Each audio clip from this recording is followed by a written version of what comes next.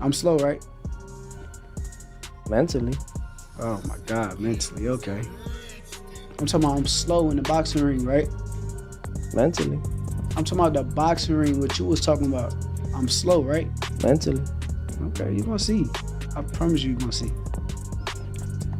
Teo, to Shakur's point, you seem to be the guy that rises to the level of your competition. When you were going against Loma, people felt you were the underdog. Josh Taylor, the same thing. And those are the fights where you really showcased your skills and abilities and upset the odds. Is this another fight where you're coming in there with that mentality to upset the odds? Just put them in front of me and I'll beat them. Not about the odds. It's about, I guess defining them. You define the odds. Everybody's against you, great. That's when you know you're doing great. I put a thing out there. It's like, if you want to be liked in this sport, be a good boxer. You want to be loved in the sport, be the best boxer. But if you want to be hated in this sport, including the odds, be the greatest boxer. The interview appeared relaxed at first glance, but that calm was misleading. Beneath the polite exchanges, tension was unmistakable. The shift happened as soon as they started digging into their shared history, the early days, career breaks, and questions about who got opportunities first. Old frustrations resurfaced, and that's when the conversation really heated up. Yeah, I'm thinking, I don't know if it's 2011 or 2012 National Junior Olympics, or Junior National Golden Gloves. And I remember seeing him. He was wearing a white tank top. I think it was red and white trunks. And he was just whooping on dude bad. And that's when I noticed we were both cleaning up our divisions leading up to the finals. He ended up winning. I ended up, coming in second. Did you first become aware of Teo? It's so crazy. So like when I first kind of got aware of Teo, it was probably before he even knew me. But I used to get on YouTube, and I used to watch like the DMV fight, and I seen one of his fights up there, and I kind of watched him. I thought he was a good fighter, and that's when I kind of got a first whiff of Teo. But when I finally first met him, probably was the same time he talking about. Shakur openly admitting to a hint of envy set the tone. Teofimo's blunt response, saying it never mattered to him, shifted the conversation instantly.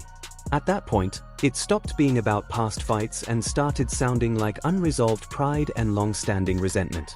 I was good with Teo. I thought Teo was a little jealous of me. That's what I thought. Yeah, he was getting the fights that you were calling for Loma. He got Loma. Yeah. Did you see him as a future foe? I think that everything just plays out the way it does, and eventually we was gonna end up meeting up with each other eventually. I had never seen any jealousy in my part with him. I mean, for crying out loud, he fought for Team USA, got a silver medal. And, not during them times though, and bro. The whole thing not was during them times. pushed. I'm speaking on the times where I felt like you had a push start. You got the you used to be ahead of me far as like ESPN only like black fighters and all that kind of stuff. And when you said that, I kind of felt like it was a shot at me. So I felt like it was a little bit of jealousy. No, I just didn't give an F. That's all. Cool. Just didn't give an F about. Teofimo then started throwing around talk of stopping Shakur or forcing him to quit, and the energy in the room instantly shifted. Shakur didn't raise his voice in response. He stayed composed, almost icy. His reaction boiled down to a quiet challenge, questioning whether Teofimo truly saw him as slow. That's the kind of comment that tends to come back to haunt someone once fight night arrives. How do you feel when you hear a guy say he might not just stop you, but he might make you quit in the fight? Make me quit is crazy. Like, I don't got no quit in me, but it's cool. He's supposed to feel that way. Like, he's supposed to say the things that he's saying. He's not saying nothing out of the ordinary or something that I didn't expect. Only thing that I kind of took away, he got on a podcast, I want to say, he said that I was slow. And that's the part where I'm like, okay, he's going to be very surprised come fight night, to where it's like, you really thought I was slow? Like, is that something like you put in your brain and thought it was about to come out there and work? Teofimo comes across like someone protecting his space, as if he's guarding what he believes belongs to him. Shakur, on the other hand, sounds like a fighter who's been waiting for this opportunity for a long time and isn't concerned with whose territory it is. If the tension was this intense across a podcast table, it's hard not to imagine how explosive it will be over 12 rounds once talking no longer matters. You gonna beat me? No, what are I we know what talking I'm about? gonna do. I know what I'm so gonna do. So you gonna erase my name? I know what I'm going to do. This 140. Basically, what I'm trying to let you know right? is that boxing ain't gonna allow it. But how boxing not gonna allow it? It won't. How? Cause now you facing me. Oh shit! I'm so scared. Tio, I'm frightened. I'm scared for my life. I'm facing you. That shit don't move me, bro. I can't wait to see you. I've been waiting on this. Yo, I don't know how you don't understand. I've been waiting on this moment forever. Like, it's been years and years for this moment right here. You gave me the opportunity. I appreciate you for that. But come with it. Facts. While the tension plays out on camera, there's a more important detail flying under the radar. Shakur isn't engaging in talk, he's changing locations. He's training in Colorado Springs at D1, working at high altitude where exhaustion has no mercy and weaknesses show up quickly. That's the same environment Terence Crawford is known for. Fighters don't go there for atmosphere. They go there to get honed.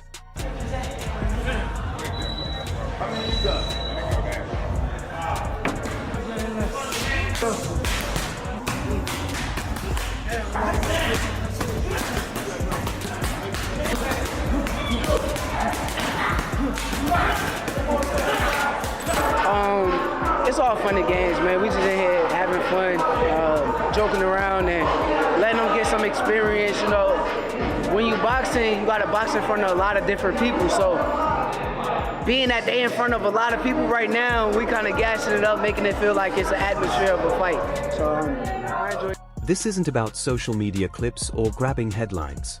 It's focused, disciplined work at altitude, where breathing is tested and timing gets refined.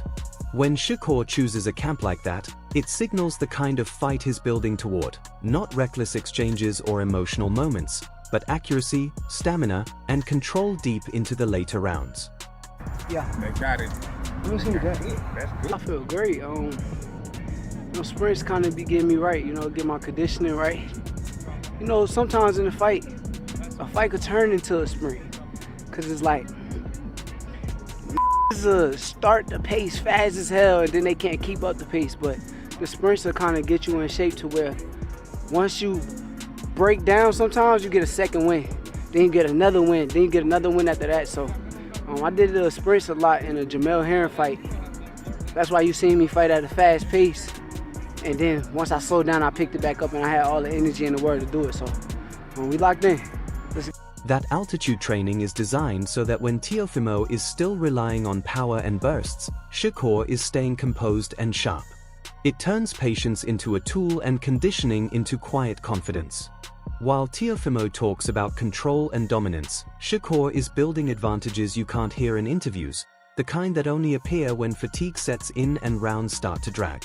And that's the real danger, because once the fight begins, altitude doesn't care who's louder. So far, it came going great. We about a month away from fight day. Everything going according to plan. Core look great, man, great. He getting the rounds in.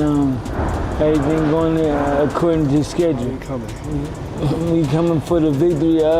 You know, me as a trainer, I don't train to go the distance. I think that's wear and tear on the body. You put all the work in camp to make the fight night as easy as possible, and that's what he's gonna do. After breaking down Shakur's decision to disappear into Colorado Springs, training at altitude, sharpening his game like he's preparing for a 12-round thinking match, the focus naturally shifts back to New York. That's where all this tension is headed. Listening to Pauli and Chris on Boxing Scene, it's clear this isn't surface-level talk. This is the grown man conversation. No manufactured hype, no echo chamber. Just fighters who understand what Madison Square Garden does to your body and your mind. And they are right. The Garden isn't just a backdrop. It's pressure. For Shakur, it represents confirmation. For Teofimo, it pours fuel on the fire. Teofimo is at his most dangerous when he's counted out.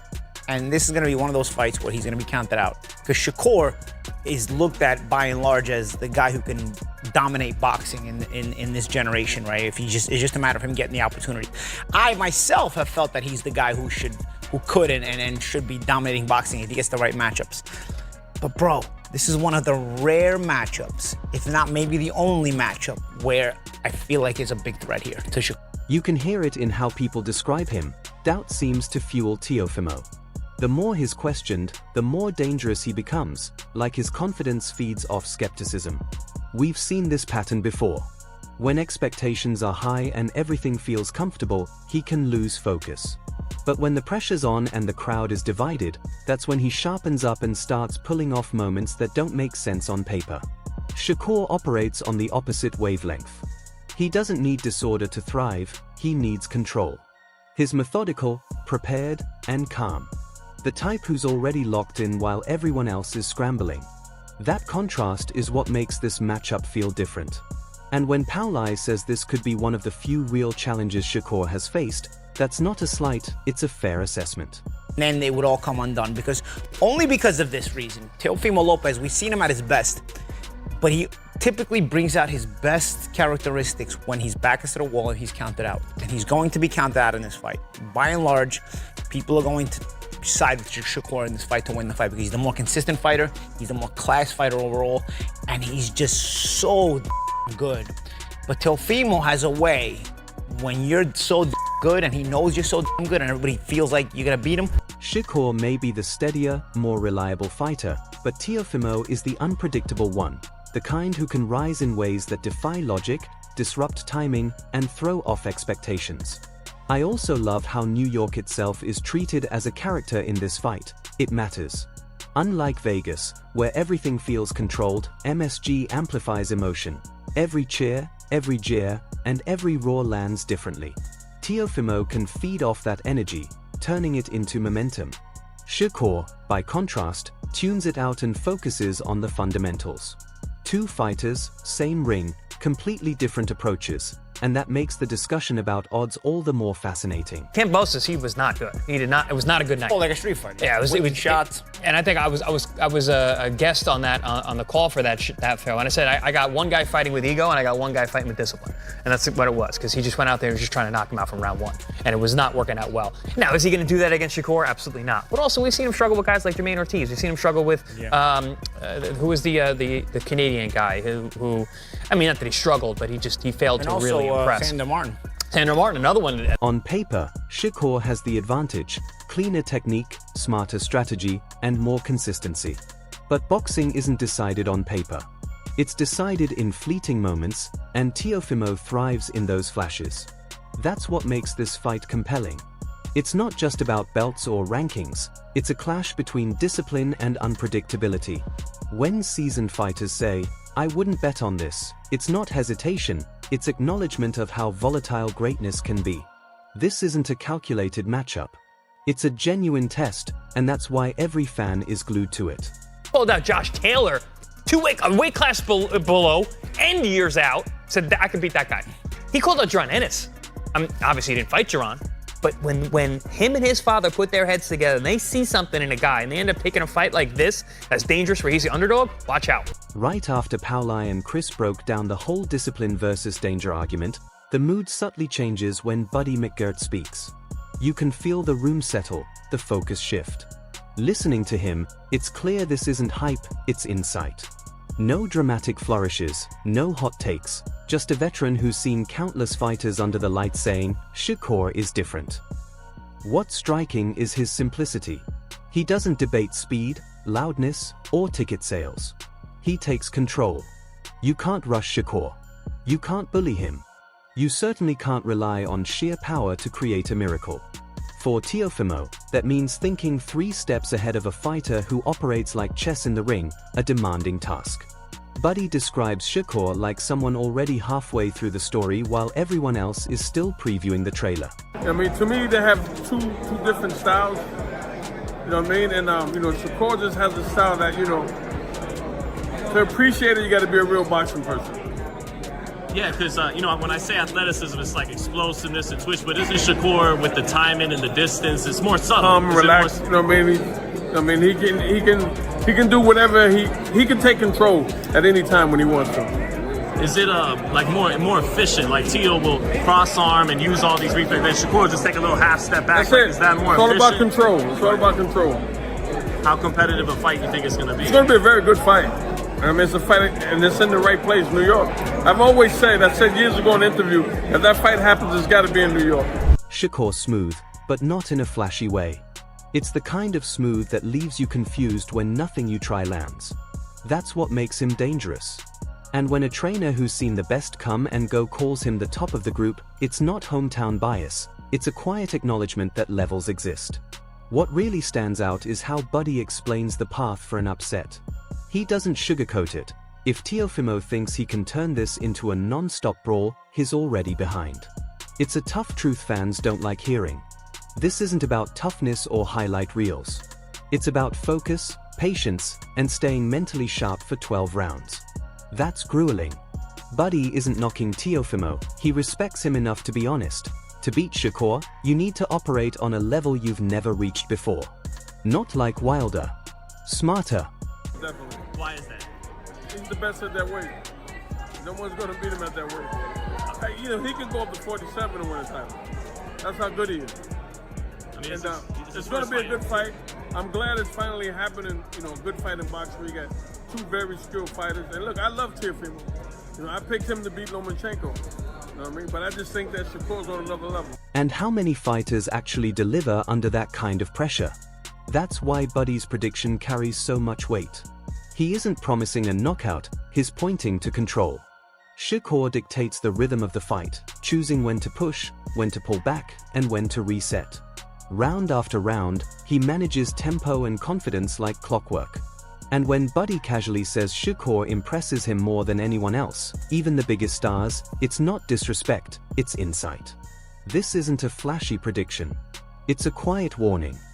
Facing Shakur Stevenson isn't just about beating a fighter.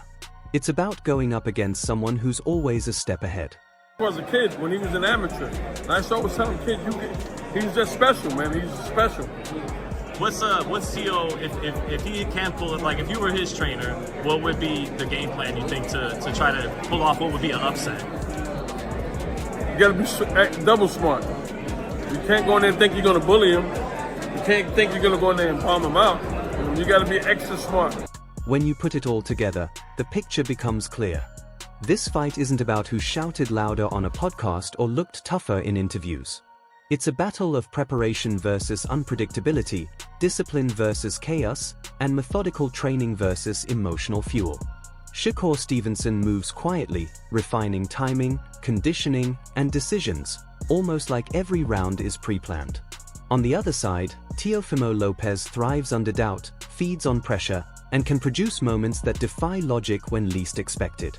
Every perspective we've heard, from fighters, trainers, and analysts, points to the same truth. This is no gimmick fight. Every misstep matters. One slip, one lapse in focus, and the story changes completely. That's what makes this matchup feel different. No safety net, no simple narrative, just two elite fighters testing whose approach holds up when the ring tightens and the rounds get tough.